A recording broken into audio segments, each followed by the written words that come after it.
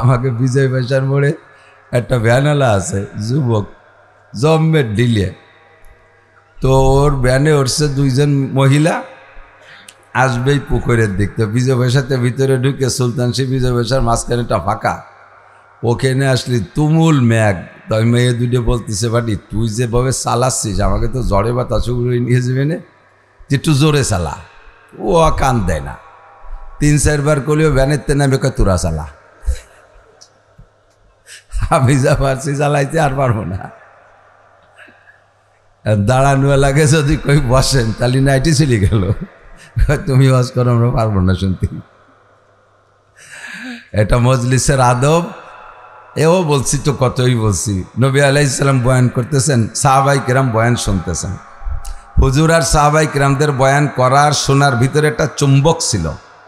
কারণ নবী আলাইহিস সালাতু ওয়াস সালামের যে আকর্ষণ এ তো আর কেউ পাবে না। ওয়ারাসাতুল আম্বিয়া, উলামাই কিরাম নবীদের ওয়ারেস, তাদের ভিতরে কের ভিতরে আল্লাহ তাআলা তার অংশ দিয়ে থাকেন। আমরা তো তার লাখ কোটি ভাগের 1 ভাগও পাইনি।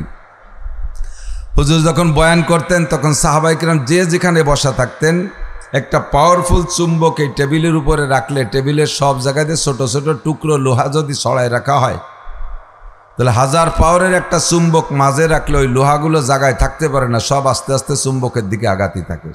কাছেরগুলো চুম্বকের সাথে মিশে যায়, তারপরে এগুলো তার সাথে মিশে, এভাবে সব ঘন হয়ে যায়। এরকম না নিয়ম?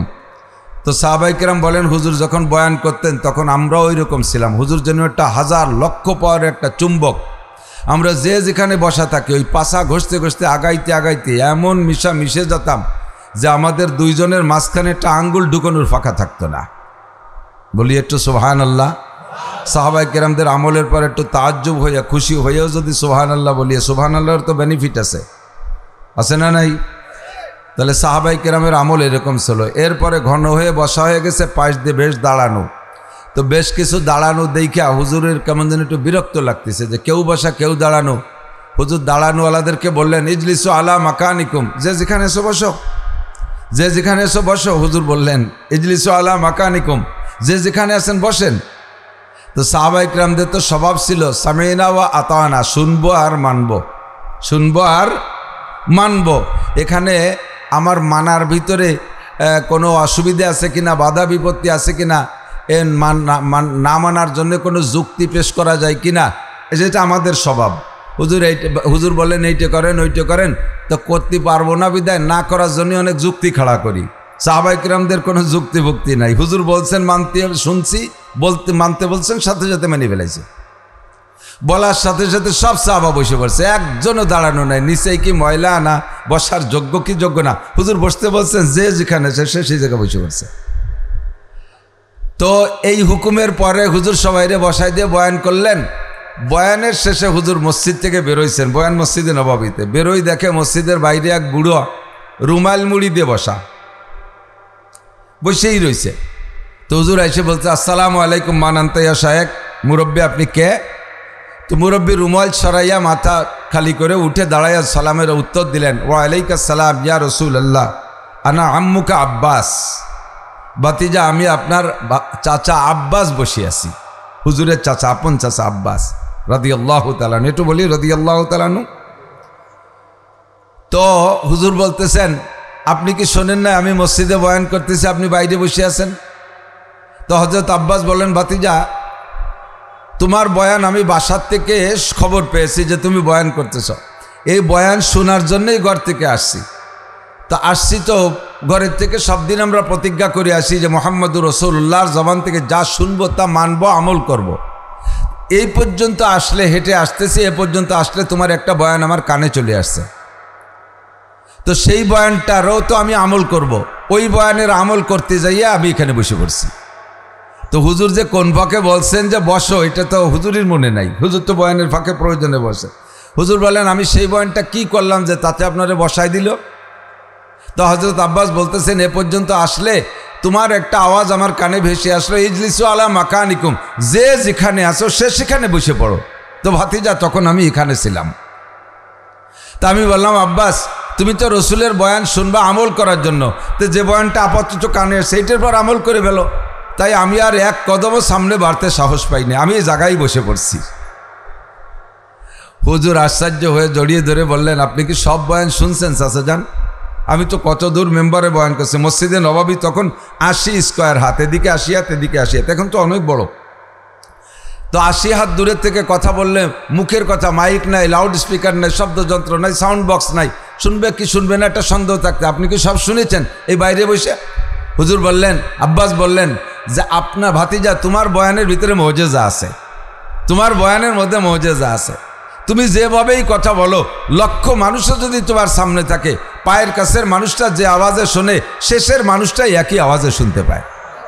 আমি তোমার সব বয়ান শুনছি। হুজুর বললেন, আপনি যদি বয়ান না শুনে থাকেন তাহলে আমি পুনরাবৃত্তি করব, আবার রিপ্লাই করব, পুনরায় সব কথাগুলো আপনাকে একারেই শোনাবো। হুজুর বললেন, আমি সব শুনছি, সব শুনছি, আমি আসার পরে যেগুলো বলেছো সব শুনছি আমি। হুজুর জড়িয়ে ধরে বললেন, মান তাশাব্বাহা বিকওমিন ফাহুয়া মিনহুম। যার সাথে যার মিল হবে তার সাথে তার হাসর হবে, যার সাথে যার মিল হবে তার সাথে তার হাসর হবে।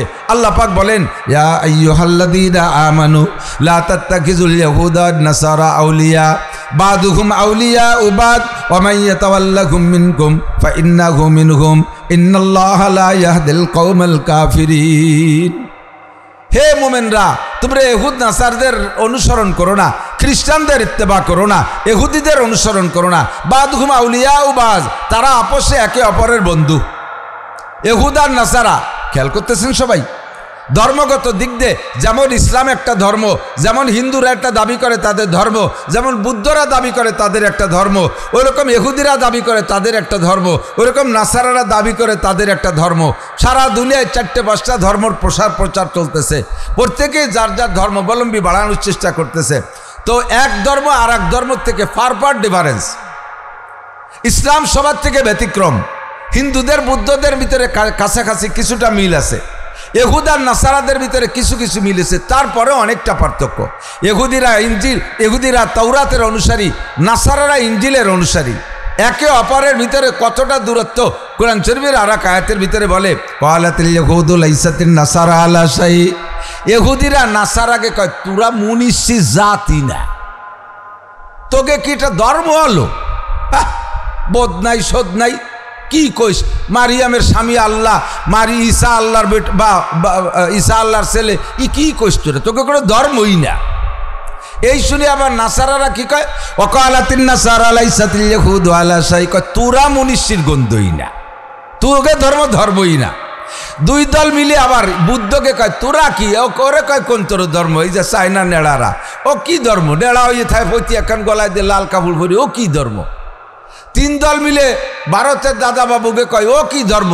33 কোটি দেবদেবী বানায়, নিজে হাতে মাইটে মূর্তি বানাইয়া তারে সেবা দিস, শিয়াল কুত্ত বানাইয়া গড় ভরিয়ে তারে সেবা দি, ও কি ধর্ম? প্রত্যেকের ভিতরে পার্থক্য আছে। অথচ যখন মুসলমানদের সাথে যুদ্ধ লাগবে, মুসলমান যখন মধ্যে মুখাসেম হবে, বিরোধী পক্ষে দাঁড়াবে, তখন দেখবেন আল কুফরু মিল্লাতুন ওয়াহিদা, সারা দুনিয়ার সমস্ত কাফেররা মিলে এক হয়ে যায়। কথা বলেন, সারা পৃথিবীর কাফেররা এক হয়ে যায়। ছোটবেলা দেখতাম, এখন তারাও বিলুপ্ত হয়ে গেছে, সব কিছুই তো আপডেট হচ্ছে। ছোটবেলা শিয়াল দেখতাম যেভাবে, ইদানিং আপনারা তো সন্ধ্যাকালে, আমার সাথে শিয়ালের সাথে খুব সাক্ষাৎ হয়। সারা দেশভরিত গাড়িতে রাতভর দৌড়ে বেড়াই, বিশেষ করে টাঙ্গাইল, ময়মনসিংহ, সিলেট ওই এলাকা, জঙ্গলি এলাকায় হাজার হাজার শিয়াল রাস্তাঘাটে বাঁধে, কিন্তু শিয়ালের সেই ডাক শুনি না।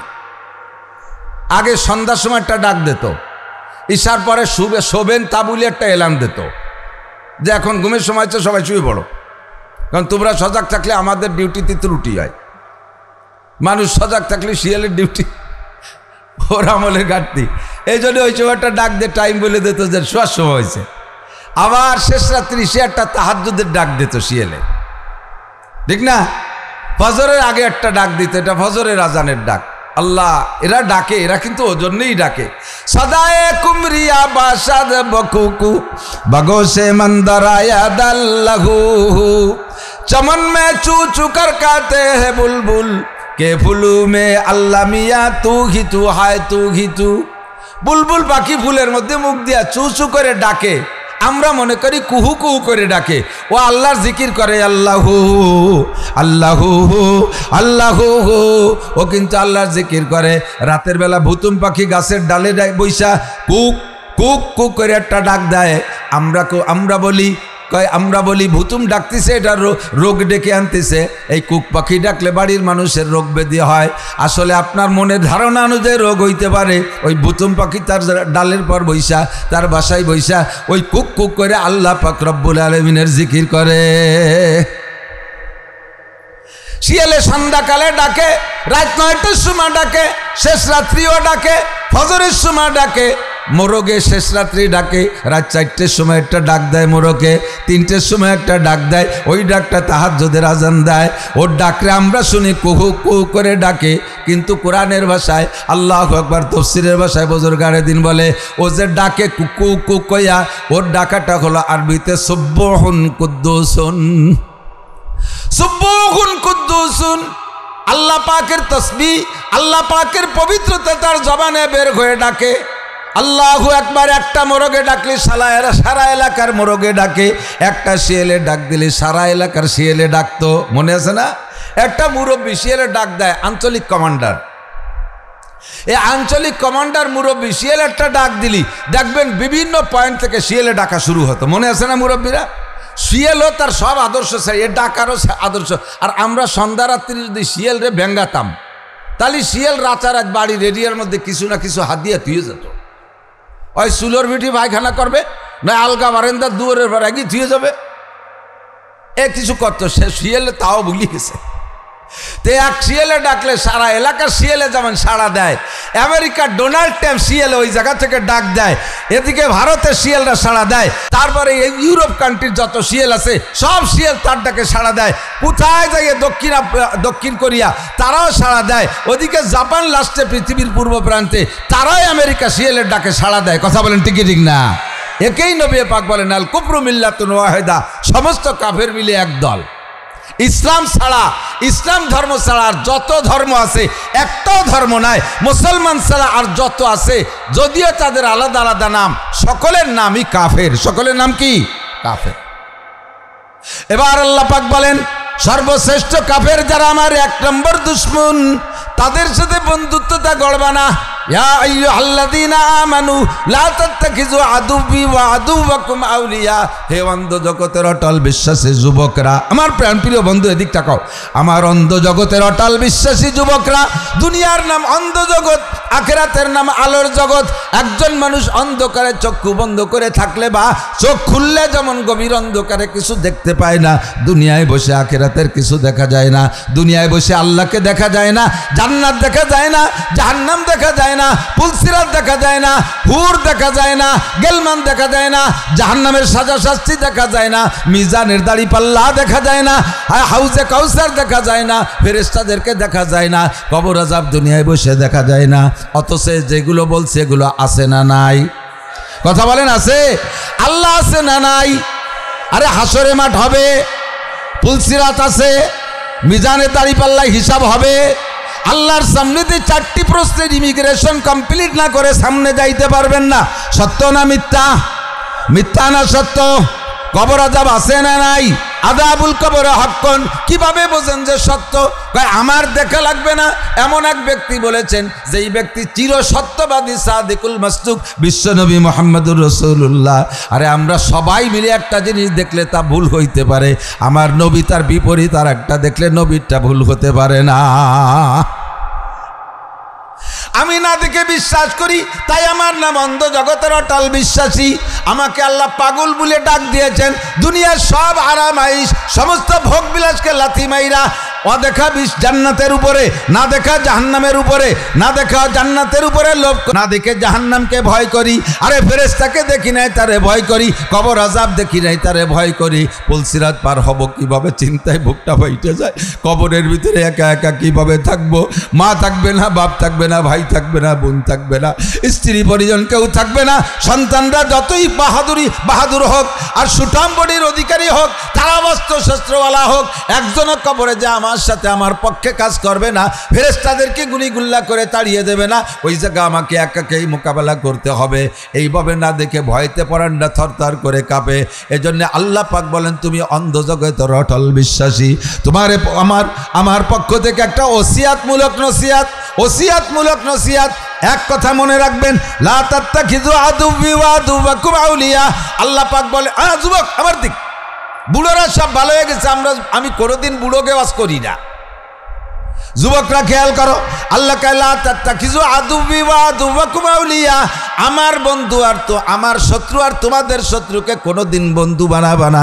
আমার শত্রু আর তোমাদের শত্রু তাদেরকে চিনে চিনে তাদেরকে শত্রুর কাতারেই রাখবা, কোনোদিন তাদের সাথে বন্ধুত্বতা করবা না। যদি তাদের সাথে বন্ধুত্বতা তোমার মিল হয়ে যায়, বন্ধুত্বতার মিল বিভিন্ন পদ্ধতি হয়। 1 নম্বরে তোমার কথায়, 2 নম্বরে তোমার কাজে, 3 নম্বরে তোমার পোশাকে, 4 নম্বরে তোমার চলাচলে। এমন করে 6টা জীবনে তাদের সাথে তোমার মিল হওয়ার সম্ভাবনা আছে। ব্যক্তিগত জীবনের সম্ভাবনা, ব্যক্তিগত জীবনে তাদের সাথে মিল হয়ে যাওয়া, পারিবারিক জীবনে তাদের সাথে মিল হওয়া, সামাজিক জীবনে তাদের সাথে মিল হওয়া, অর্থনৈতিক জীবনে তাদের সাথে মিল হওয়া, আরে রাজনৈতিক জীবনে তাদের সাথে মিল হওয়া, আন্তর্জাতিক ফিল্ডে তাদের সাথে মিল হওয়া।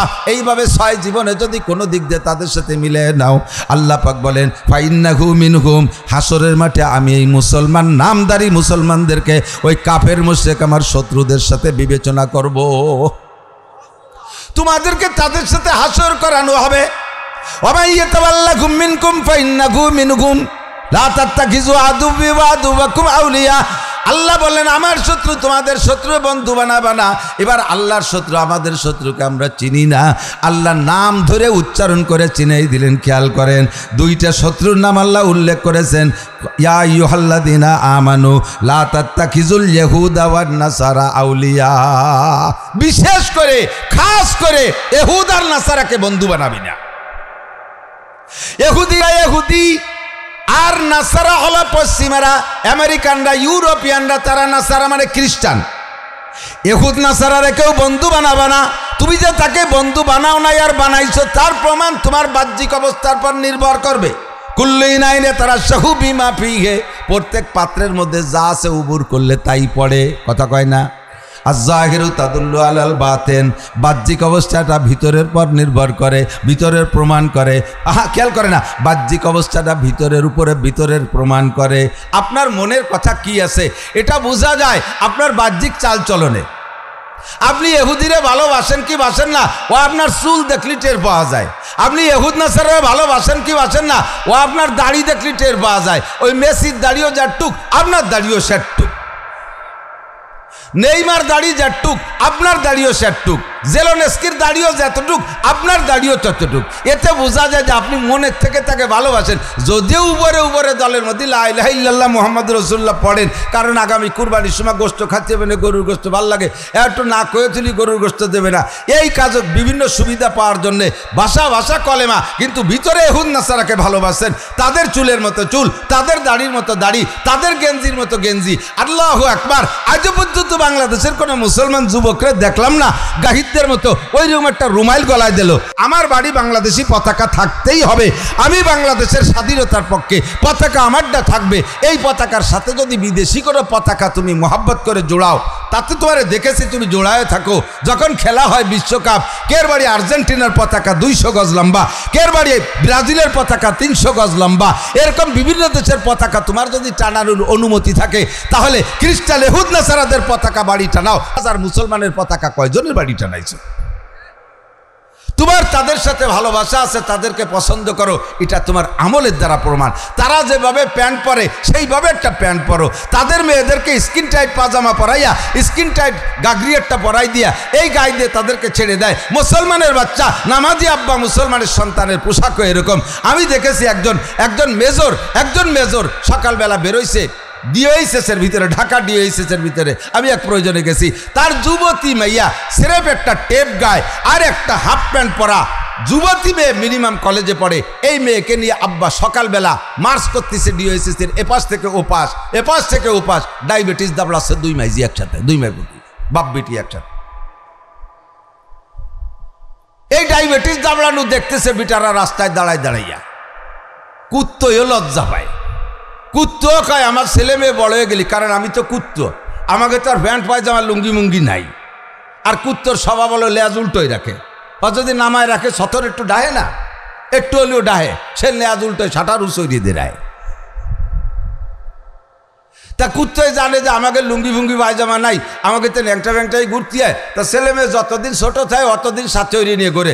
যখনই ছেলে মেয়ে শিয়ানা হয়ে যায়, কুত্তো তার বাচ্চার ওভাবে হাত ধরিয়ে নিয়ে ঘুরোয় না। কতক্ষণ? ইহুদ নাসারা সব তোমার ভালো লাগে, তার কথা ভালো লাগে, কালচার ভালো লাগে। এই আমি হাজার হাজার মুসলমানের মুখে শুনছি, তারা কয় যাও কে বেমরুলির চাকে গাই দিতি, পানি ছিটে দে শরীর গুতো খাতি যাও। জানেন তো না এই বাংলাদেশে স্বাধীন করছেন যারা, আমরা স্বাধীনের পরে যাদের জন্ম, আমরা সমালোচনা করতে পারি স্বাধীন কেন করলো, স্বাধীন কেন করলো। তারা যে সময় ছিল, পাকিস্তান যে সময় ছিল, সেই সময় আর মানুষের জানতো যে স্বাধীনতার প্রয়োজন কি প্রয়োজন না, তাই তারা বুঝে যুদ্ধ করে স্বাধীন করেছে। আজকে প্রায় 70 বছরের উপরে মুসলমানদেরকে একটা উন্মুক্ত কারাগারের ভিতরে বিলকুল কোনো স্বাধীনতা নাই। 42 কিলোমিটার জায়গার ভিতরে যেভাবে বন্দি করে রাখছে, বাহিরে যে তারা ইনকাম করতে পারবে না, ইন্ডাস্ট্রিজ কলকারখানা বানাইতে পারবে না, উচ্চশিক্ষায় শিক্ষিত হতে পারবে না, তারা জ্ঞান প্রযুক্তি নিয়ে সামনে বাড়তে পারবে না, তারা নিজস্ব কায়দায় বড় বড় ব্যবসা বাণিজ্য করতে পারবে না, তারা তাদের স্বাধীন ভূখণ্ডের ভিতরে পরাধীন হয়ে আছে। আর কতকাল থাকবে? নিজেরা সুতো বাহানা তৈরি, এরা আমাদের দোস্ত হতে পারে? এদের কোনো আদর্শ আমাদের নেওয়া ঠিক হবে?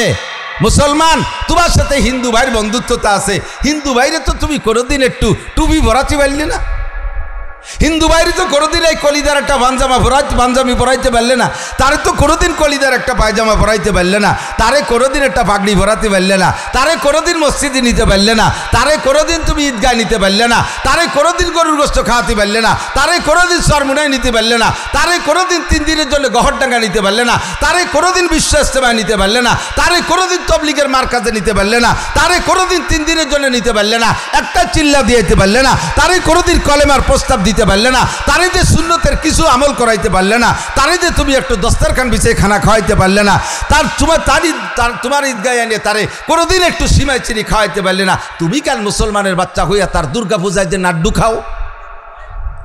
এ বাঙালি মুসলমান হিন্দুকে দুর্গা পূজায় গেছে কি যায় নাই? কথা বলেন গেছে? আপনারা বলবেন আপনারা হুজুররাও গেছেন। এই তো জবান বন্ধ হয়ে গেল, আর তো আগে পারতেছি না। দুটিয়া ভোটের লোভে মৌলবীরা দুর্গা পূজায় যাইয়া, আরে ইমান নষ্ট হয়ে যাবে। আমি স্বচক্ষে দেখেছি দুর্গা পূজায় যাইয়া শুকর আদায় করে, আলহামদুলিল্লাহ আমি এবার আপনাদের সাথে দুর্গা পূজা অংশগ্রহণ করতে পেরে আল্লাহ শুকর আদায় করলাম। হ্যাঁ দুদু, ও দুদু, তোমার বউ তালাক হয়ে গেছে। বউটা যদি তোমার সাথে একমত না হয়ে থাকে, বউ তালাক হয়ে গেছে। যদি এই কথাটা কেমন বলেন? যদি বলে আমি আপনাদের সাথে দুর্গাপূজা অংশগ্রহণ করতে পেরে আল্লাহর শুকর আদায় করি আলহামদুলিল্লাহ, তাহলে কেমন হবে? আমি আপনাদের সাথে 1 প্লেট শুকরের গোশত খেতে পেরে শুকর আদায় করি আলহামদুলিল্লাহ। বরঞ্চ তার চাইতো জঘন্য, কথা বলেন ঠিক না? তার চাইতো জঘন্য। দুটো ভোটের জন্য ইমান বিক্রি করে দিয়েছ মূর্তির সামনে, বলতে তো পারি না। হিন্দু বাড়ি যাইয়া দুর্গা পূজা, সরস্বতী পূজা, লক্ষ্মী পূজা, কালী পূজায় অংশগ্রহণ মুসলমান, তুমি তো তারে কোনোদিন আনতে পারলে না, তুমি তার মোহাব্বত তোমার অন্তরের মধ্যে আছে, এটাই প্রমাণ তোমার আমল আখলাকে প্রকাশ করে, তোমার তার সাথে সম্পর্ক। আল্লাহ পাক হেফাজত করুক, জোরে বলেন আমিন। যা বলতে চাইছি সেখান থেকে সরে চলেছি এক কথার থেকে। তাহলে এদের সাথে সম্পর্ক হলে তাদের সাথে মিল করে আল্লাহ তাআলা আমাকে জাহান্নামে দেবে, জোরে কর নাউজুবিল্লাহ। তাহলে আমার কার সাথে মিল করতে হবে? হযরত আব্বাসের সাথে মিল করতে হবে। মনে আছে নাকি? হুজুর বলেন মান তাশাব্বাহা বিকওমিন ফাহুয়া মিনহুম, যে আমার আব্বাসের সাথে মিল করবে, মজলিসের ভিতরে উলামায়ে কিরাম বসতে বললে সাথে সাথে বসে পড়বে, তার আমলটা আব্বাসের সাথে মিল হবে, আর আমার আব্বাস জান্নাতি। নবী পাক বলেন এই আমলের বদৌলতে হলেও কিয়ামতের ময়দানে আপনাকে আল্লাহ তাআলা মাফ করে দিতে পারে। রহমাতে হক বাহানা মিজুয়াত, আরে ভাই রহমাতে হক বাহানা মিজুয়াত, আল্লাহর রহমতে বাহানা খোঁজে, আল্লাহর রহমতে বাহানা খোঁজে। বাহান মিজুয়াত, বাহা মানে মোটা কিছু, খেয়াল করতেছেন না? হাসরের মাঠে আল্লাহ পাক আপনাকে মাফ করার জন্য বাহানা খুঁজবে। যখন আল্লাহ গফফার নামের সাথে আত্মপ্রকাশ করবে, তখন মাফ করার জন্য, গফফার মানে ক্ষমাশীল, পরম ক্ষমাশীল, আল্লাহ তাআলা খুঁজবে যে কিভাবে মাফ করা যায়। একজনের ডাকে জিজ্ঞেস করছে, এই এদিকে তুই কি দেখি হচ্ছিস? কালা কিচ্ছু করি নেই। আমল নামা দেখা কওয়া দেখে লাভ নাই, দেখলি আর আমার বাঁচার উপায় নেই। মানে আল্লাহ দে গদগদ হয়ে যাচ্ছে, আল্লাহ পাইকারি দরে মাফ করতেছে, সুযোগ দিয়েছে। সত্যি আমল নামায় কিছু নাই, কিন্তু একেবারে কিছু নাই, না কিছু নাই, তাহলে কি? তারপর বেসতে যাবি কি রে? আছে ছোট্ট একটা জিনিস আছে, সেটা হলো আমাদের এলাকায় রুহুল আমিন সাহেব, হুজুর উসামা আমিন সাহেব, মাকসুদুল হক সাহেব, খালেদ সাইফুল্লাহ ইন্দ্র যখন আসতেন, আমি কিছুই নামাজ কালাম তো দাঁড়ো ঈদিন নামাজও পড়ি না। হুজুর আমার আব্বার জানাজার দিনও বিড়ি খাইছি, ও শুনে লাভ নাই, সেদিন হুজুর রে এক গ্লাস পানি খাওয়াইছি, এছাড়া আমার কিচ্ছু নাই। আনাল্লাযী সাকাইতুকা শারবা, আমি এক গ্লাস পানি খাইছি। আল্লাহ পাক বলেন কারে খাইছো? কয় রুহুল আমিন সাহেবরে খাইছি, সদর সাহেবরে খাইছি, উদয়পুরের পীর সাহেবরে খাইছি। যাও যাও যাও, আমার বন্ধুরে পানি খাইছো, ওই ওসিলে তোমারে মাফ করে দিলাম। ওয়াকালা বাযুহুম আনাল্লাযী ওয়াহাবতু লাকা উযুয়া, কয় যে হুজুর আমি আল্লাহ আমি কিছু করিনি, আমি ওই হুজুর আইছে ওজুর পানি তালাশ করে বেড়াচ্ছে, পরে আমি একবার ওজুর পানি দিছি, হুজুর আসরের নামাজ পড়বে, তারপর তুই বললি বাতি? কয় না, আমি তো বিড়ি খাচ্ছিলাম, আমি হুজুরে ওজুর পানি দিয়ে পরে আমি বিড়ি খাতি খাতি চলে গেছি। তা আমার সেই ওজুর যে নামাজ পড়ে হুজুর বেসতে গেছে, এই এলো আমার আমল। কাজ যাও তো আমার হুজুরের ওজুর পানি, আমার মুসল্লির ওজুর পানি দিছো, ওই ছেলে তোমার মাফ করে দিলাম। রহমাতে হক বাহানা মিজুয়াত, এমন করে দুইজনে ডাকবে, দুইজনে ডেকে বলবে এই তোকে আমল নামা দেখা। কয় যে কলাম না আল্লাহ কিচ্ছু নাই, একেবারে কিছু না থাকলে কোন জায়গা যাবি? হয়তো যে জায়গা হুকুম করবো সেই জায়গা যাবো, তা ধরিও জাহান নামে যা, ছাড়, সময় নষ্ট করিস না। কোয়ার সাথে সাথে হাদিসের তর্জমা বলছি, আল্লাহে বানানো কথা না, বুখারী শরীফের হাদিসের তর্জমা। একজন লম্বা হাদিস বিদায় ইবারত বলছি না, বলবে একজনে বলার সাথে সাথে দৌড় মারবে, যে দৌড় মারবে আর একজন দাঁড়ায় থাকবে, যে দৌড় মারবে তারে ফেরেশতার আল্লাহ বলবে এ ও তো দৌড়ে চলে গেল, যে যদি জাহান্নামে লাফ দিয়েই পড়ে যায় তাহলে উঠতে এবার সময় লাগবে, ওরে আগে ঠেকা যেন পড়িয়ে না যায়। ওরে ঠেকাই নিয়ে আইছে, আনার পরে বলতেছে যে দোজক কি শ্বশুর বাড়ি? কোয়ার সাথে সাথে দৌড় দিলিয়া, জানো ওর মধ্যে কি আছে? কয় জাল্লা যাইয়ে তো জানি নে, হুজুরকে কাছে শুনছি সেদিন মানি নেই, এখন তো দূরি থেকে হাউকাউ শুনে টের পাচ্ছি ওদের মধ্যে কি আছে। তা দৌড় মারলি যে তাড়াতাড়ি বলার সাথে সাথে আল্লাহ দুনিয়ায় তোমার কোনো হুকুম মানি নেই, একটা হুকুমও মানি নেই, এই মাঠে দাঁড়াইয়া তোমার একটা হুকুম আসছে, আমি মনে বিশ্বাস রাখছি যে দেখি আল্লাহর এই হুকুমটা মানি দেখি আল্লাহ আমারে মাফ করে দেয় নাকি, এই আশায় আল্লাহ তোমার হুকুম মানার জন্য প্রথমবারে দৌড় মারছি। আল্লাহ পাক বলে ফেরেশতারা ও আমার রহমতের আশায় হুকুম মানে জাহান্নামের দিকে দৌড় দিছে, বাদদিল সাইয়্যাতি হাসানাত, ওর জীবনের সব গুনাহগুলো নেকি দ্বারা পাল্টায় দাও, ওয়াদখিলহুল জান্নাহ, ওরে বেহেশতে দিয়ে দাও।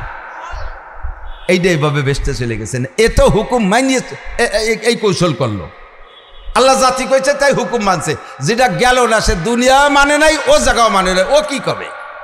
ওরে কা এ গাড়িও দুনিয়ায় থাকতে একটা মানিস নেই, আর এই জায়গায় যে একটা হুকুম করলাম তাও মানলি না, বেহায় দাঁড়ায় থাইস, তুই গেলি না কেন? তখন ও কবে যে আল্লাহ দুনিয়ায় তো মানি নেই, এ জায়গা মানবো না তা না, এ জায়গা হলে আমি তোমার রহমতের আশায় তাকায় রয়েছি যে তুমি একবার কইছো যা, আর একবার কওনি কি যে যা লাগবে না, তাই আমি সেইবার শোনার জন্য দাঁড়ায় রয়েছি। আল্লাহ কায় সেও আমার রহমতের আশা করছে, বাদদিল সাইয়্যাতি হাসানাত, ওর জীবনে সব গুনাহ নেকি দ্বারা পাল্টায় দাও, কন্যা সুবহানাল্লাহ। এর নাম হলো রহমতে হক বাহানা মিজুয়াত।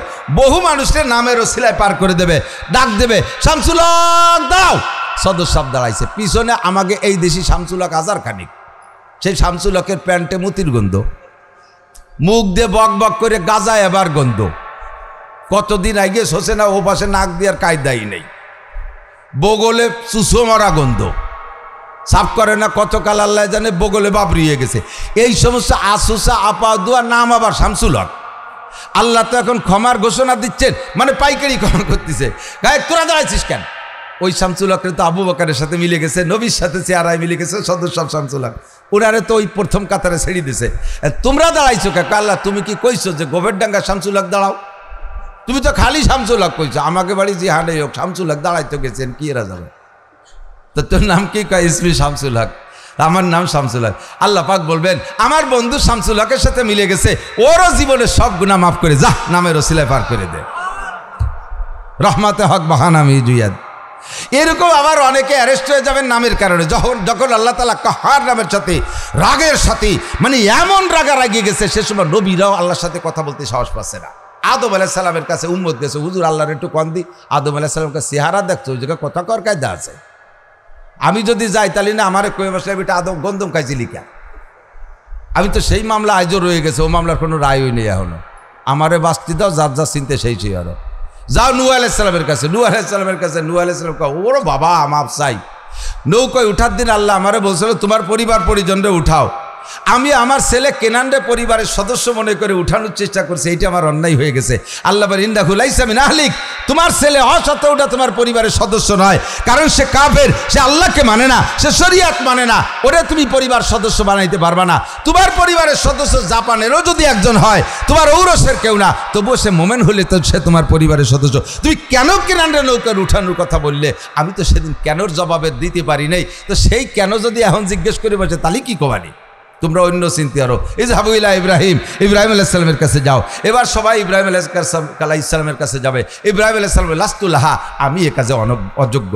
কেন হুজুর? আপনি তো মুসলিম জাতির পিতা, মিল্লাতা আবিকুম ইব্রাহিম, আল্লাহ পাক আপনাকে মুসলিম জাতির পিতা বলেছে, আপনি পারবেন না, তাই পারবে কিনা? বাবা আমি 3টে মিথ্যে কথা বলা রয়েছে, আমি যদিও মনের দিক দিয়ে আমি মিথ্যে কথা, বাহ্যিকভাবে ওদের মিথ্যে বলিয়েই মনে হয়। আল্লাহ যদি বাহ্যিক দৃষ্টিতে তাকাইয়া মিথ্যের মামলা আমারে ধরিয়ে বসে, তাহলে আমি ছাড়াই জাতি পারবো না, তোকে কথা বলার সময়ই পাবো না। ইযহাবু ইলা মুসা, মুসা নবীর কাছে যাও, আল্লাহর সাথে তার গোপন সম্পর্ক। লাগাতার 40 বছর তুর পাহাড়ে বসে জিব্রাইলকে বাদ্যে ডাইরেক্ট গল্প করছে দুইজনে।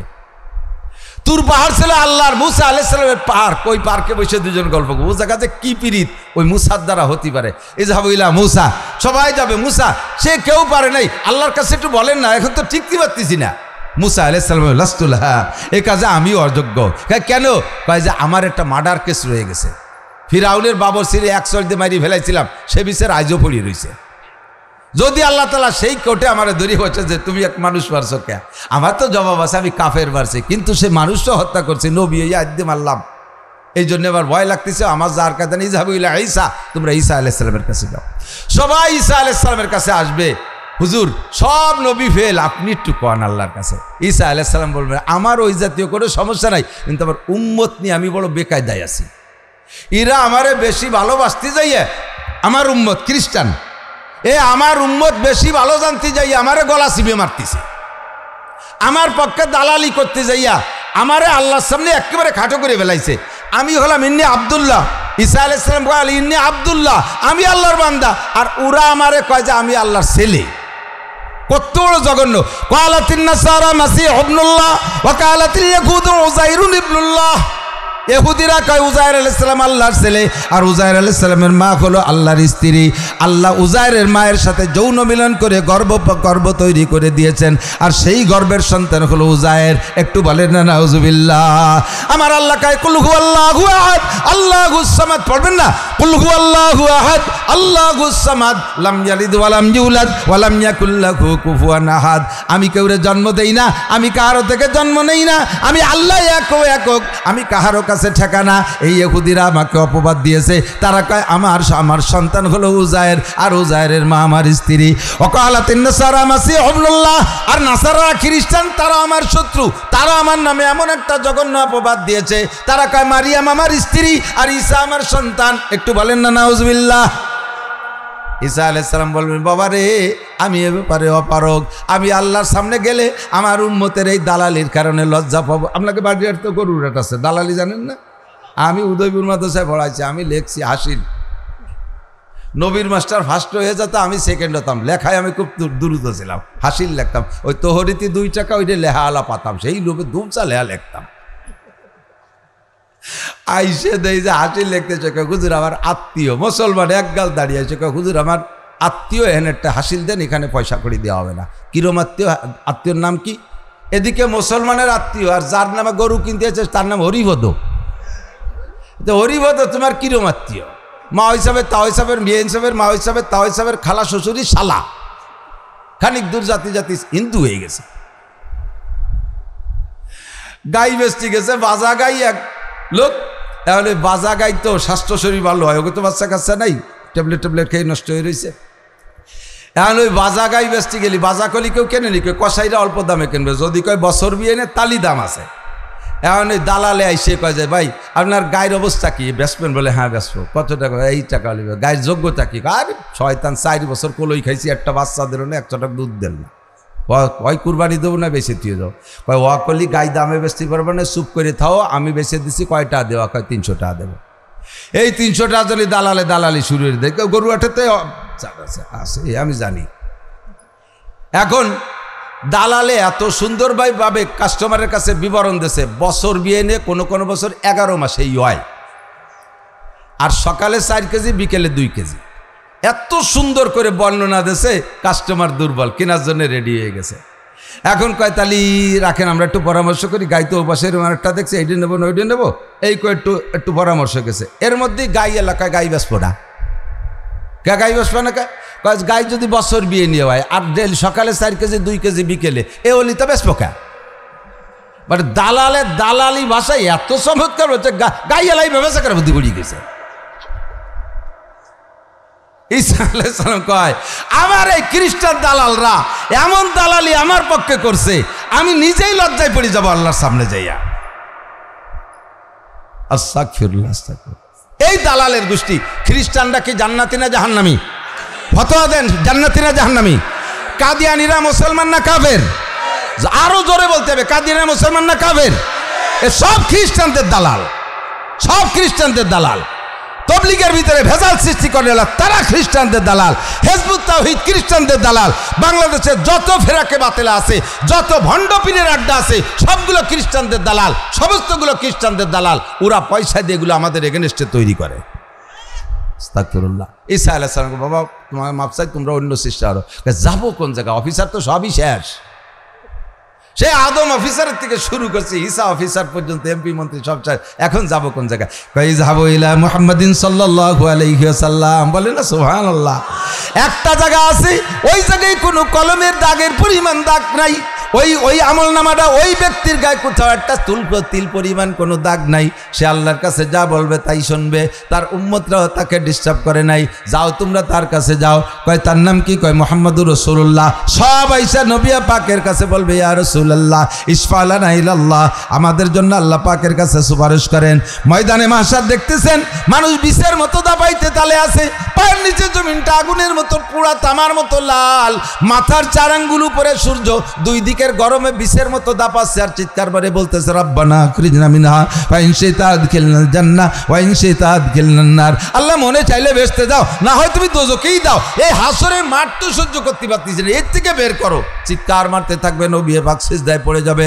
আল্লাহ পাকের আরশে আজিমের কদমের সামনে সিজদায় পড়ে বলবে, রব্বি হাবলি মিনাস সালিহিন, রব্বি হাবলি মিনাস সালিহিন। রহমতের কান্ডাল, রাহমাতুল লিল আলামিন, রহমতের কান্ডার নবী উম্মতের জন্য দোয়া করবে। আর সব নবী আনাফসি আনাফসি বলতে থাকবে। আল্লাহ পাক বলবেন, ইরফা রাসাক ওয়াশফা তুশাফা, তুমি মাথা উঠাও, তোমার সুপারিশ তুমি সুপারিশ করো, তুমি যাহা বলবা সব মেনে নেওয়া হবে। নবী পাক এই সুযোগ পাইয়া এরপরে বলবে, সুপারিশ তো করা শুরু করবে। লাস্টে বলবে, আল্লাহ তুমি, আমি উম্মতের একটা কথা কইয়াছিলেন, সেইটা কি ঠিক থাকবে আজকে? আল্লাহকে কি কইছিলে? কইছিলাম কি, যে আমার উম্মতে আল্লাহ তাআলা ইহসিল্লাহু সালাসা হাসায়াত, আল্লাহ 3টে গেড়িও মারবে। 3 গেড়িওতে যা আতে বাদে সব জান্নাতে দিয়ে। আমি তো কইয়া আসছিলাম, এটা কি হবে নাকি আজকে? আমি তো এই কথাটা কইছিলাম। উম্মত তো সেই গেড়িওর আশায়, যেগুলো আমি হাতে নতা পাইছি সুপারিশ করতে তো করিয়ে দিলাম, সেই গেড়িওর আশায় তো পড়িয়ে রয়েছে হাজার হাজার লাখ লাখ। এ কি এরবো? আল্লাহকে, হ্যাঁ তোমার ওয়াদা একটা আমি মিস করতে দেব না, তুমি যাহা বলেছো সব বাস্তবায়ন করবো। ইহসিল্লাহু সালাসা হাসায়াত, আল্লাহ 3 গেড়িও মারবে। আমাকে আগে আটে এই যে খাজনা উঠোনারা গেড়িও মারতো, মনে আছে নাকি? গেড়িও মারতো না? কে কি ওই ছোট হাতা লাগে গেড়িও দিত না? পুরো এলাকার মধ্যে খুঁজতো যে কার হাতে 1.5 সার ধরে। এক গেড়িওতে 1.5 সার উঠোই নিয়ে যেত। তা আল্লাহর হাতকে 1.5 সারি হাত নাকি? আল্লাহর হাতে 3 গেড়ো মারার পরে আমার একিন, আমার বিশ্বাস, উম্মতে মুহাম্মাদি আর একটাও জান্নাতে যাইতে বাকি থাকবে না ইনশাআল্লাহ। আল্লাহ তাআলা আমাদের কমপক্ষে আল্লাহর গেড়োর মধ্যে ফেলাই দেয়। জোরে কান আমিন। আল্লাহ পাক রব্বুল আলামিন বলেন, সময় মোটে বরকতি হয় নাকি, চরি চরি যায় তারা। মান আমিলা সালিহাম মিন যাকারিন আও উনসা, খেয়াল করতেছেন? মান আমিলা সালিহাম মিন যাকারিন আও উনসা, নারী আর পুরুষ যেই হোক না কেন নেক আমল করবে। জোরে বলেন, কি আমল? নেক আমল। মান আমিলা সালিহাম মিন যাকারিন আও উনসা, নারী হোক আর পুরুষ হোক যেই নেক আমল করবে, শর্ত হলো ওয়া হুয়া মুমিন, এমত অবস্থায় যে তার ঈমান আছে। ঈমানের সাথে যদি নেক আমল করে, ফাঁকে একটু বুঝে নিতে হবে। আয় দোস্ত, নেক আমল শুধু মুসলমান যা করে এটাই নেক আমল না। কোরআন সুন্নাহ যাকে নেক আমল বলে ওইটার নামই নেক আমল। ওই নেক আমল যদি হিন্দুরাও করে তাও নেক আমল, বুদ্ধ যদি করে তাও নেক আমল, খ্রিস্টান যদি করে তাও নেক আমল, কাফের মুশরিকও যদি করে তার নামও নেক আমল। কথা বলেন, সত্য কথা বলা নেক আমল, সত্য কথা নেক আমল। আল্লাহু আকবার। মহিলারা গা মাথা ঘিরে রাখা, পর্দায় রাখা দেহটাকে, এটা নেক আমল। বহু জায়গার হিন্দুরা পর্যন্ত পর্দা করে। আমি চরমুনা এলাকায় গিয়েছি, চরমুনার পেশাব হুজুরদের প্রভাবে আল্লাহর রহমতে ওই এলাকার কোনো মুসলমান মেয়েরা বেপর্দা বোরকা ছাড়া রাস্তায় বের হয় না, এমনকি ওই এলাকার হিন্দু মহিলারাও বোরকা পরে।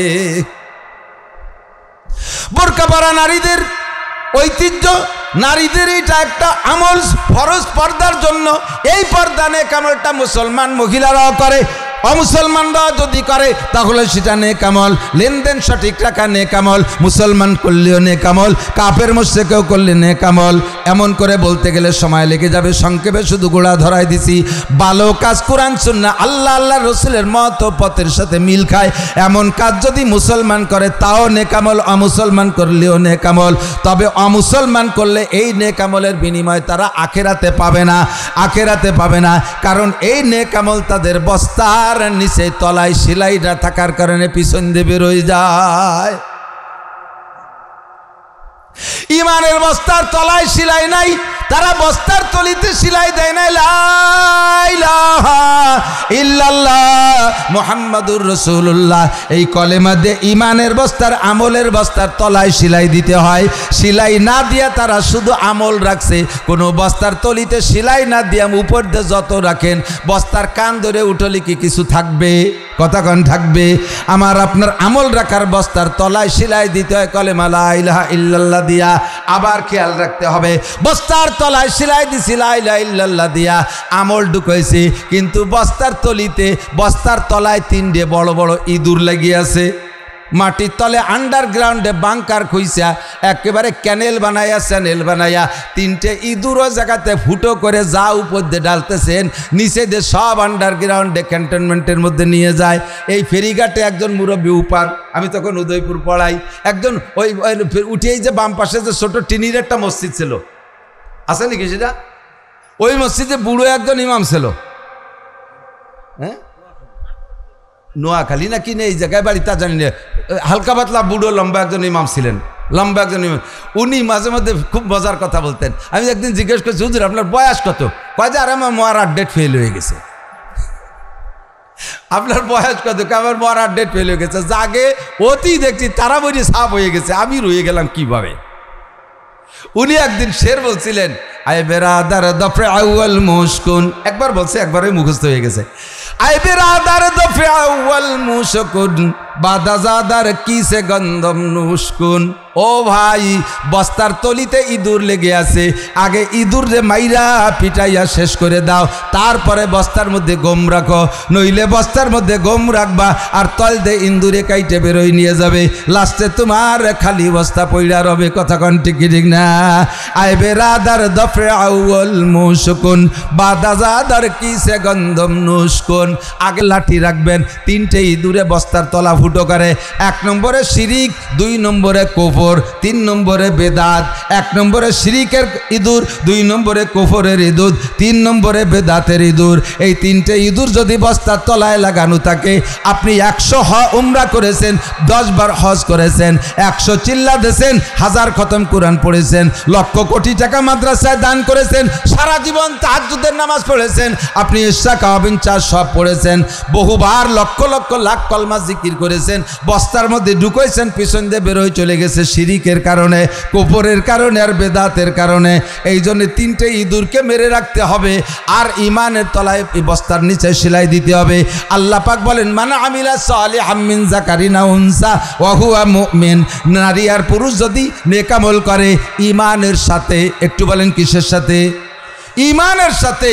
তাহলে আমি তারে কি দিব? কয় মুসলমানরা যদি নেক আমল করে তার প্রতিদান আমি দেই না তা না। আমি আল্লাহ পাক, আমার উপাধি, আমার একটা গুণ হলো শাকুর। আল্লাহর নাম হলো শাকুর। খেয়াল করেন না, ইন্নাহু কে কয় আল্লাহর নাম হলো শাকুর। শাকুরের মানে হলো আল্লাহ উত্তম প্রতিদান দাতা, শুকর গুজার। তার মানে উত্তম প্রতিদান দাতা। বান্দা যে ইবাদত করে এর উত্তম প্রতিদান দেয়, বান্দা যদি শুকর করে তার উত্তম প্রতিদান দেয়। আল্লাহ কয় কোনো বান্দা কাফের হোক, মুশরিক হোক, হিন্দু হোক, বুদ্ধ হোক, যেই হোক না কেন, বেঈমানও যদি হয়, সে যদি ভালো কাম করে, নেক কাম করে, তার প্রতিদান দিয়ে আমার পর ওয়াজিব হয়ে যায়। তবে বেঈমানরা যদি ভালো কাজ করে এর প্রতিদান দুনিয়ায় দিয়ে দেয়, আখেরাত শূন্য।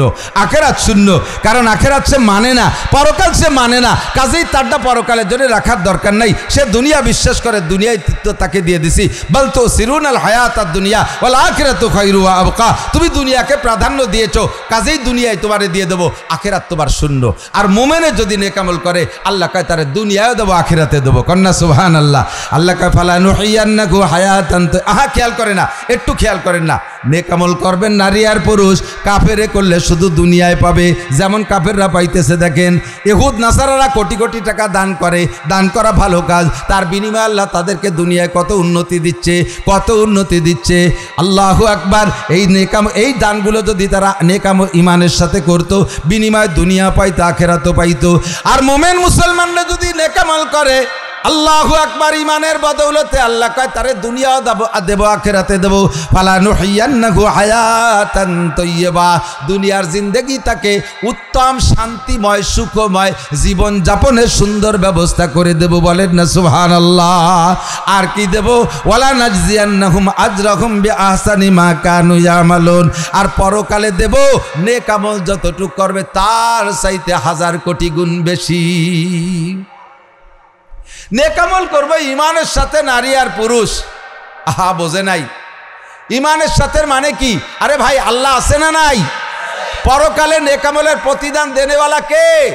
হাসরের মাঠের বিচারপতি কে? মালিক ইয়াউমিদ্দিন। পড়ি মালিক ইয়াউমিদ্দিন। বিচার দিনের মালিক আমার আল্লাহ। এই কথাকে শতভাগ বিশ্বাস রেখে, জান্নাত জাহান্নাম আছে আমার জন্য বিশ্বাস রেখে যদি নেক আমল করি, আল্লাহ তাআলা দুনিয়াও দেবে। বলতে গেলে আমার আরও 2 ঘন্টা সময় লাগবে, সেই 2 ঘন্টার সময় আমার নাই। আমি ছোট্ট একটা উদাহরণ দিই। নেক আমল করলে এর বিনিময়ে তো আখেরাত রয়েছে ভরপুর, আল্লাহ তাআলা দুনিয়াও দেয়। যেমন মান হাফাজা আলাস সালাওয়াত। যুবক আমার দিক যুবক, তুমি চাকরি পাচ্ছ না, বিশেষ করে আমাদের এই বেল্টের মানুষ তো একেবারে হাত পা খালি হয়ে ডাইরেক্ট বাড়ি চলিয়েছে। যা যা ছিল চাকরি বাকরি সব আতাকাতা গুছাই চলিয়েছে, আমাকে তো আর বই নাই। তা এখন আমাদের তো বেঁচে থাকতে হবে, কামাই করতে হবে। চাকরি কোথায় পাবেন? আল্লাহ রসুল বলেন 5 ওয়াক্ত নামাজ এহতেমামের সাথে, গুরুত্বের সাথে, মহব্বতের সাথে, এই রুজির প্রত্যাশায় নয়, আল্লাহকে সন্তুষ্ট করার জন্য 5 ওয়াক্ত নামাজ পড়ো। 5টা পুরস্কারের 1 নম্বর পুরস্কার ফালা নুহিয়ান্নাহু হায়াতান তাইয়্যিবা। তোমার দুনিয়ার জিন্দেগি সুখময় করে দেব, রিজিকের অভাব থাকবে না, চাকরি লাগবে না, আল্লাহ তাআলাই ব্যবস্থা করে দিতে পারে কি পারে না? করোনার বছর লকডাউন দিয়ে দেশটা ডাউন করে ফেলাইছে না? যারা টাকা পয়সা দেবে, ব্যবসা বাণিজ্য সব বন্ধ। কালেকশন করতে যাব, সেই ইরি দালও কাটতে দেয় না। ওই কলেজের ছেলেরা যাইয়ে কয়টা কাঠিয়ে কুটিয়ে দিয়ে আসে, পুলিশই যাইয়ে কাটিয়ে দেয়। কি যে বঙ্গি একটা কুয়োরা 3 বছর দেখাইছে দেশ রে, ভয়তে তো মরে যায়। আল্লাহ, এ মাদ্রাসা কি করে চালাবো? আমার জিন্দেগি 33-34 বছর মাদ্রাসার শিক্ষকতার জীবনে আমি করোনার 3 বছর যত সচ্ছলতার সাথে মাদ্রাসা চালাইছি এরকম আর পাইনি। এরপরে ভাবলাম আমরা এই বেল্টের মানুষ, আমাদের ডোনার সব আওয়ামী লীগের লোকজন। এখন সব আওয়ামী লীগের লোকজন তো দাবড়ের পর আছে, কে আমারে টাকা দেবে, কিভাবে চলবো, মাদ্রাসা চালাবো। আলহামদুলিল্লাহ, করোনার পরে সবচাইতে ভালোভাবে আল্লাহ তাআলা এই বছর চালাচ্ছে। টাকা যে কে দেয় আমি নিজেও বুঝতে পারি না। এর ভিতরেই আলহামদুলিল্লাহ আমার গরিব এলাকায় 30-35 লাখ টাকার কাজ মসজিদের মধ্যে করে ফেলাইছি। বেতন করিয়ে খুব একটা বাকি নাই, বোর্ডিংয়ে উত্তম খানা, ঘর বাড়ি সব করতে তালে আছি। রিজিকের মালিক কে? ফালা নুহিয়ান্নাহু হায়াতান তাইয়্যিবা। আল্লাহর পর ভরসা করেন, তাওয়াক্কুল করেন উপরের দিকে, আল্লাহ পাক সব ব্যবস্থা সুন্দরভাবে করে দেবে। ওয়ালা নাজজিয়ান্নাহুম আজরাহুম বিআহসানি মা কানু ইয়ামালুন। এরপরে পরকালে আল্লাহ যা দরকার সব দেবে। আপনাকে বলবে, বান্দা তুমি চাও, ওয়ালাকুম ফিহা মা তাশতাহি আনফুসুকুম, তুমি চেয়ে চেয়ে নাও। আমি খেয়াল করতেছি না, মজার কথা, আল্লাহ জান্নাতে ঢুকে দিয়ে বলবে তুমি চাইয়ে নাও, কি কি নিবা? আমি চাবো তো চিনি কি ছাতা কন্দি। বেস্তের ভিতরে কতটা আছে, তার কি চিনি কন? একটা লোক জীবনেও কোনোদিন গোপালগঞ্জ যাই নেই, এই বাড়ির দ্বারে গুনাপাড়া, সরগুনাপাড়ায়, এই ফেরিঘাটের মানুষ এই জায়গাতে কৃষি কাজ খেত খাবার করে, বাইয়ে চাই একটু ফেরিঘাটে যাইয়ে চার দোকানে বসে। একটা চা, একখান টোস, একখান বিড়ি, একটা পান খাইয়ে এটি চলে আসে। ও কি বড় বড় রেস্টুরেন্ট আর হোটেলে কি আছে তা জানে? এরে যদি কেউ নিয়ে সোনারগাঁও হোটেলের বসায় দেয়, সোনারগাঁও হোটেলের সিস্টেম কি, সেরাটন সোনারগাঁও 5 স্টার 3 স্টারের সিস্টেম হলো এরকম একখান ফর্দ দিয়ে যায় এটা ইসির সাথে, ডায়ালের সাথে। এতে লেখা আছে কি কি খাবেন, সব ইংরেজিতেই। উনি তো ইংরেজিতে আলিফও জানে না। এখন প্যান্ট শার্ট টাই করে ডাটে সাটে পরে গেছে, জমিদার সাইজে এখান দিয়ে গেছে, বিটা যা যা খাবার টিক দাও, কলম দেশে। এখন যদি আমি লেখাপড়া জানি না, টিক দিয়ে খাতি হবে, তাহলে কি একটা লজ্জার বিষয় না? তো মুখস্থ ঠুয়োঠা 3-4 জায়গা টিক দিয়েছে, আর ওর ভিতরে খাবার সেই মানে পাবলিক ফাংশন থেকে নিয়ে রাজা বাচ্চার ফাংশন কিন্তু সব আছে। তো উনি এই ঠুয়োঠা দাগ দিতে 7-8টায় দাগ দিয়েছে, পরে তাই টেরে বেরিয়ে নিয়ে আইছে একটু ফ্যান, একটু দাবড়া, একটু খুদ বাজা, একটু খুদ ফুটনু, এই শেষ লজ্জা তো করতেও পারতেছে না। খাইয়ে দিয়ে আবার ফর্দ একখান দিয়ে গেছে 2200 টাকা। ওর মাথায় টাটা পড়ছে, আল্লাহ এই ফ্যান খালাম 2200 টাকা দিয়ে। এ যদি 3 কেজি গোস্ত হয়ে যায়, সাই গোষ্ঠী খেয়ে জিয়াফত করি খাই উঠতে পারি যদি খায় এরম। আর যদি খায় যে দাগ না দিলে খাতে পারবে না, তাহলে ওকে বাবা তোরা আমার বের কর দিয়ে আমি ওইতে 2 রুটি খেয়ে বাড়ি যাই। এ দাগ দিয়ে কি ডেলি ফ্যান খাবো নাকি? চিনি নেওয়ার মধ্যে কি আছে, তার দাগটা দেবো কোন জায়গা? আল্লাহ ভেস্টে ঢুকাই দিয়ে বলবে চাও চেয়ে নাও, তোমার যেটা যেটা ভালো লাগে। আপনি যেটা যেটা চেনেন সেটা বলার পরে দেখবেন যে লক্ষ লক্ষ রয়ে গেছে। আল্লাহ ইয়ান কি এর তো ক্ষতিই দিতে পারছি না, কি আছে এর মধ্যে? আল্লাহ কাই ওয়ালাদাইনা মাজিদ, ওয়ালাদাইনা মাজিদ, ওয়ালাকুম ফিহা মা তাশতাহি আনফুসুকুম ওয়ালাকুম ফিহা মা তাদউন। মুখে যা বলবা তাও পাবা, মনে যা ভাববা তাও পাবা। এ চাওয়াটাওয়া তোমার ভাবাটাবা শেষ, এরপরে দেখবা লক্ষ লক্ষ আইটেম রয়ে গেছে। ওইটা ওয়ালাদাইনা মাজিদ, বিনা চাওয়ায় আমার পক্ষ থেকে তোমাদেরকে বোনাস দিয়ে দেব। মান আমিলা সালিহাম মিন যাকারিন আও উনসা ওয়া হুয়া মুমিন ফালানুহিয়ান্নাহু হায়াতান তাইয়্যিবা। দুনিয়ার জিন্দেগি সুখময় করে দেব। আমি হাজার হাজার রেফারেন্স আপনাদেরকে দিতে পারবো। নেক আমল যারা করে তাদের দুনিয়ার জিন্দেগি কিভাবে সুখময়, তাদের দুনিয়ার জিন্দেগি, দুনিয়ায় নাই কোনো টেনশন, নাই কোনো বিপদ আপদ, নাই কোনো মালি মামলা, নাই কোনো অর্থনৈতিক টেনশন। আল্লাহর রহমতে কেউ পাবে বলে দাবড়াই বেড়াবে না। বাজার ঘাটে বুক ফুলে বাজার ঘাট করে, কেউ বলে না যে বাকি খেয়ে গেছো টাকা দিয়ে যাও। খিয়াপারের পয়সা কোনোদিন মার দেয় নাই। নেক আমল যারা করছে, রাত্রে তাহাজ্জুদ পড়ে, চেহারার ভিতরে একটা নুরানি ফোকাস, কথা বলেন ঠিক কিডিং না? জামা টুপি পাগড়ি পরে তবলিগের সময় লাগায়, সব মানুষ তাকে আলাদা রকম শ্রদ্ধা করে।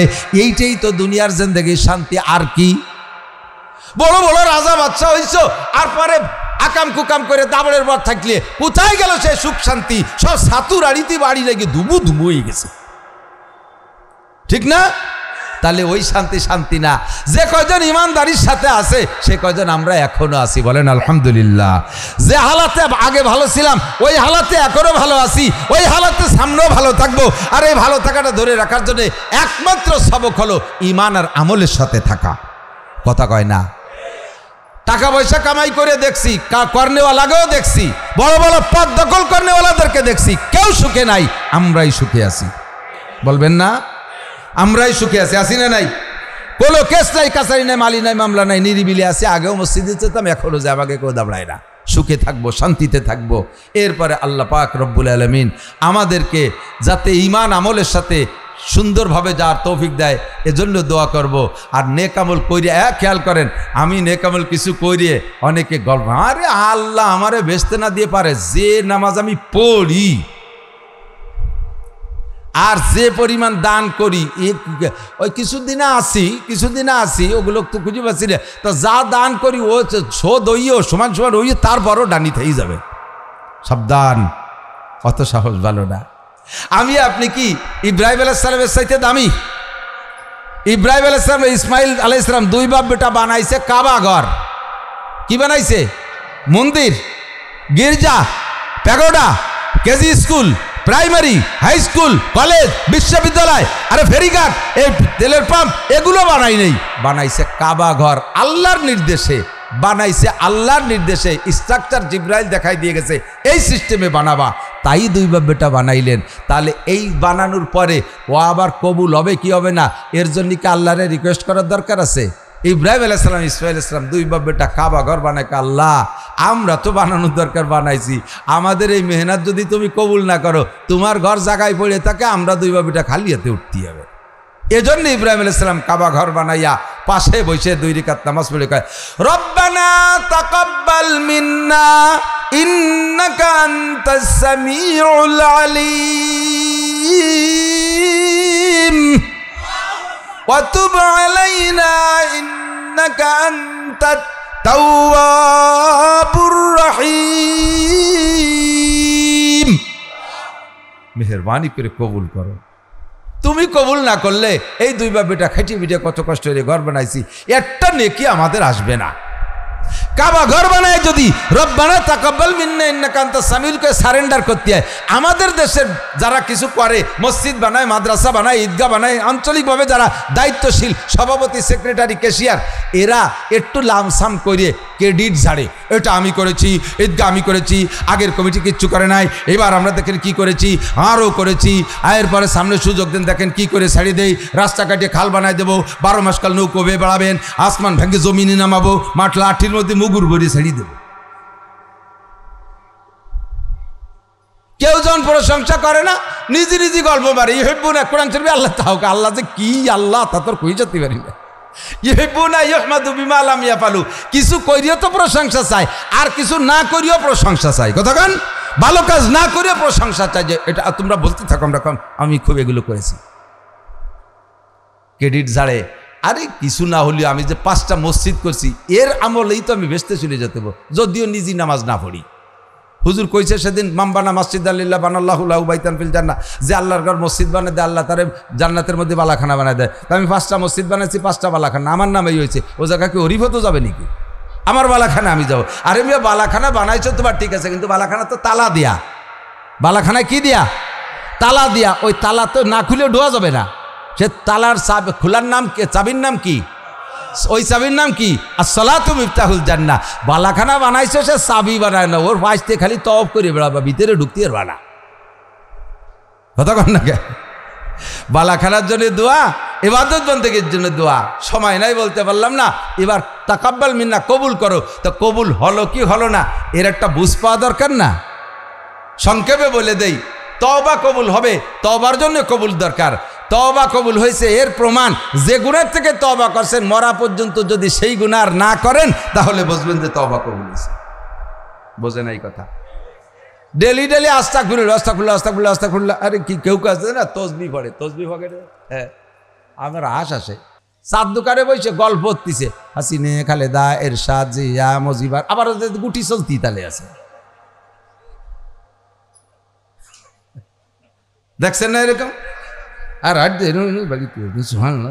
তো তোমার সুবহানাল্লাহ পড়তে এই মালা লাগে নাকি? হ্যাঁ, এটা হাতে থাকলেই পড়ার একটা আগ্রহ পয়দা, ঠিক আছে, কিন্তু না পড়ে গুটি চালাবা কে?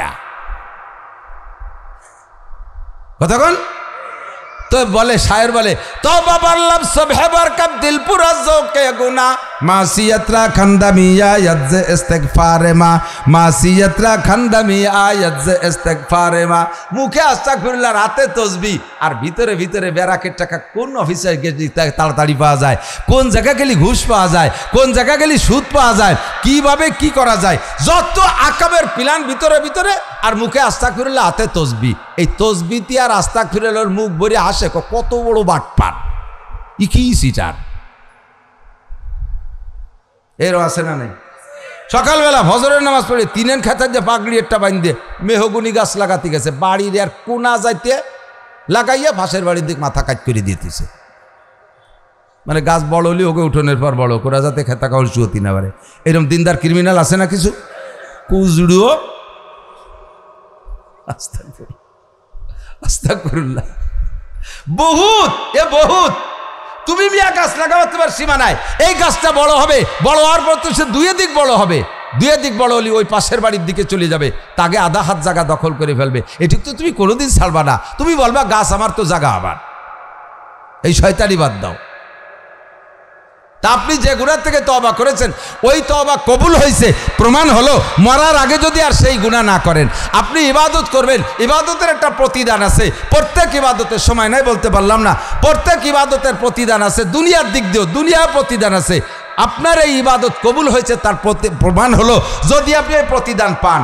ইবাদত কবুলের আরেকটা আলামত হলো যে ইবাদত নিয়মতান্ত্রিক, ফরজ, ওয়াজিব, সুন্নাত, এই ইবাদতগুলো একবার করার পরে পুনরায় যদি আরেকবার করার সুযোগ পান তাহলে বুঝবেন যে আগেরটা কবুল হয়েছে।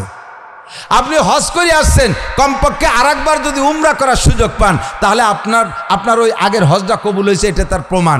কারণ আল্লাহ তাআলা আপনার হজটা দেখে লাইক করছে, আল্লাহ পছন্দ করছে, আল্লাহ কমেন্টস করছে। আল্লাহকে ঠিক আছে, হে আব্দুল খালিক তুই আরেকবার আসিস, তুই যেভাবে তওব করলি আর আরাফাতের মাঠে কানলি, তোর কান্দার তওব আমার খুব ভালো লাগছে, তোর দাওয়াত দিয়ে দিলাম, তুই আরেকবার আসিস। ফিরেবার জাতি পারলে বসবেন যে আপনার আগেরটা পছন্দ হয়েছে বিধায় মালিক আপনার দাওয়াত দিয়ে দিয়েছে। আপনার বাড়ির রাজমিস্ত্রি কাজ করছে, একজোড়া মিস্ত্রি, তাদের কাজ ভালো হলে আপনি তাদের দাওয়াত দিয়ে দেন, জামাল তোরা এই জোড়াই কিন্তু কালকেও আসবি, আর যার সময় 20 টাকা বেশি নিয়ে যাস, দুইজন চা খেয়ে যাস। আর একজনরা 200 গাচ্ছে, দুইজন, একটা রাজমিস্ত্রি একটা হেল্পার মিলে এদিকে 100 ফিট ওয়াল গাচ্ছে, 200 ইট গাচ্ছে, তা দুড়া সাপের মতো সোজা। ওরে কি কবেন? কোনো পাশ ফিলাস না, দুয়ে পাশে দাঁত বাইরুনু, ওরে কি কবেন? তুই যেন এই মোল্লার আটের মধ্যে তোরে না দেহি, শয়তান আর তোর বাপ রে আইনে ইট খুলিয়ে বাড়িতে সিমেন্টে নিয়ে আমার ইট সোজা উঠিয়ে যাবে, আর তোরে যেন কোনোদিন না দেহি। মসজিদে যদি আপনি জোহরের নামাজ সুন্দর করে পড়েন, আল্লাহ পাক ওই সময় দাওয়াত দিয়ে দেয়, আব্দুল খালেক মোল্লা তুমি কিন্তু আসরেও আসবা, তোমার নামাজ আমার এত ভালো লাগছে, তুমি আসরেও আসবা, দাওয়াত দিয়ে দিয়েছে। আর একজন জোহরের নামাজ পড়তে যায়, এরকম বেহায় দাঁড়াইছে। আল্লাহর কয় যে সুরা তোরে মসজিদের সময় আসরের সময় মসজিদে তাতে ঠ্যাং ভেঙে গেলে দেন বাড়ি দাতাল মসজিদে এসে বেহায় দাঁড়া থাইস, ওই যা কমিলা সলাতে কমুকুসালা, আল্লাহ থাক কই যে কমুকুসালা, ওলার সাথে সাথে বেহা কুড়ায় দাঁড়াইছে। নামাজ পড়ছে কোন সুরে যে আগের রেখাতে কোন সুরে পড়ছে পরের রেখাতে তা মনে নাই।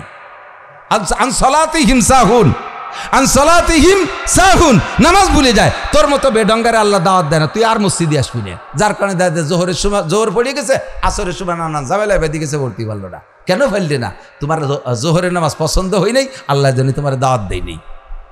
কথা কি বুঝছেন? প্রত্যেক ইবাদত কবুল হওয়ার আলামত হলো ওই ইবাদত ততাধিকবার করার সুযোগ পাওয়া। আর তওবা কবুল হওয়ার আলামত হলো যে গুনাহ থেকে তওবা করছেন আর সেই গুনাহ জীবনে না করা।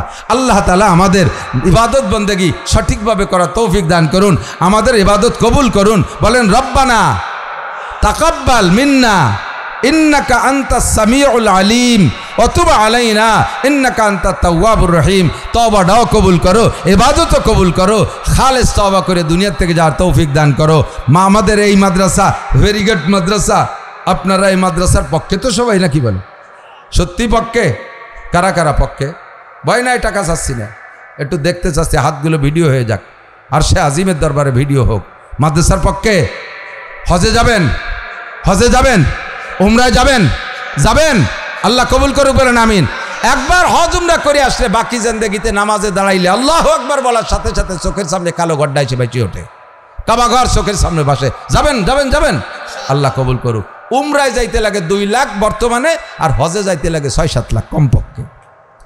এই যে যাবেন বলে নিয়ত করছেন, এই উপলক্ষে আপনি প্রস্তুতি নিতে হবে। তা প্রস্তুতিটা হলো আজমবিল জজব, পাকা প্রস্তুতি। আল্লাহ আমি এই হজ উমরার উপলক্ষে 100টা টাকা এই মাদ্রাসায় জমা তুলাম, এই 100 টাকা আমি হজের নিয়তে জমা দিলাম, এটা বুকিং দিলাম, বাকি টাকা তুমি জোগাড় করে দাও, বাকি টাকা তুমি জোগাড় করে দাও।